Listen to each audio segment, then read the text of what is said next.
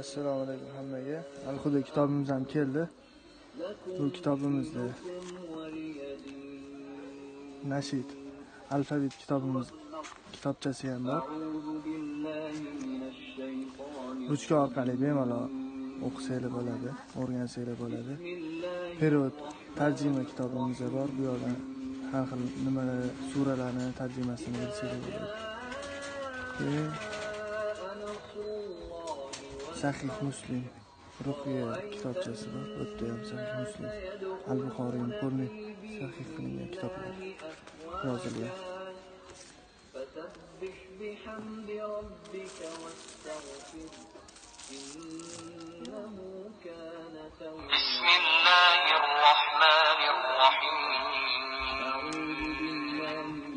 Abdülbasit Abdülsamet.